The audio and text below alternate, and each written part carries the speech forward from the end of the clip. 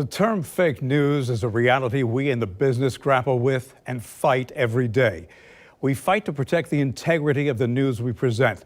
We fight to make sure what is presented to you is authentic, sourced, and verified. Yet, it's an uphill battle. Why? Because in today's world, too many people believe that fake news is very real, no matter what we as journalists do and what we say, and it threatens our democracy. Fergus Bell is a co-founder of Fathm, a company that specializes in fighting misinformation. It's the group that, in fact, developed the trust index that we use here at News4JAX. Good morning. Good morning. That misinformation's been spreading like wildfire. So how can the people that watch us, the people that read publications, how can they tell fact from fiction? Well, it is a problem, and we have two types of misinformation. We have misinformation and we have disinformation. And one of them is shared with intent to cause harm, and one is shared without that. But you don't have to be a journalist to analyze what you're seeing. You have the tools of critical thinking already, and you probably do it throughout your life as you're assessing things. So we need to do things like check the source, check a source's source, and check your bias. Are you wanting to believe this because it fits your own personal beliefs, or is it something that you're caught up in the moment with social media? You know, getting people to slow down and engage in more critical thinking has always been shown to reduce belief that fake news and to reduce the sharing of it works. We're trained as journalists to verify the source, verify the author, and verify the claim. People don't take the time to do that. And heck, people don't take the time to see if they're watching an opinion show or a news program, and that is a problem.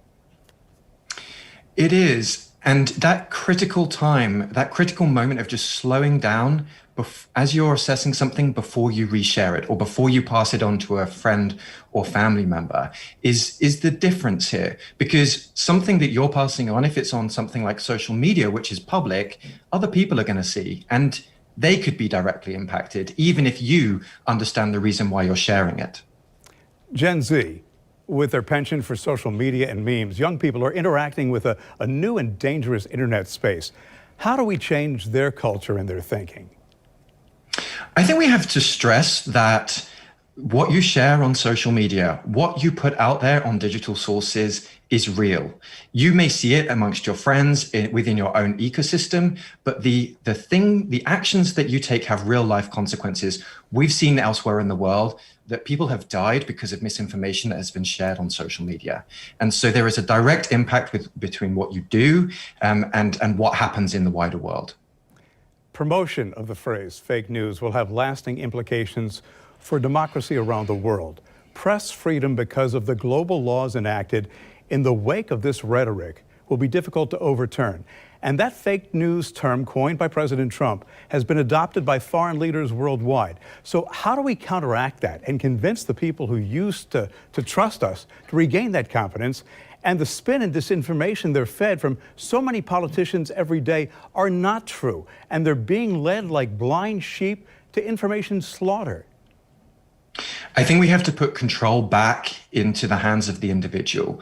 As I said before, everyone has the tools at their disposal, and that means slowing it down, applying critical thinking, checking additional sources, and asking yourself, is this too good to be true? We don't want to distrust everything. That's not going to get us into a better place, but we need to take some responsibility for what we're going to trust and make sure that we're always looking for the evidence that backs up a claim, and it ultimately informs our decision. Do you think one of the biggest problems is that people don't understand that they're looking at the world through the prism of their own bias? Absolutely, but I don't necessarily see that changing as technology changes so quickly to keep up with. I think having a realization that you may perceive the world through your own personal bias is probably enough to just make you check yourself now and again. And that's really the best that we can, or the most that we can ask for. And it's completely reasonable to ask for. I want people to take that to heart as they watch the news coverage unfold tomorrow on Election Day, because there will be a lot of disinformation out there. Make your own decisions. Vet that information for yourself, because what you choose to believe will shape your future and your world. Fergus, thanks for joining us. Appreciate it. Thank you.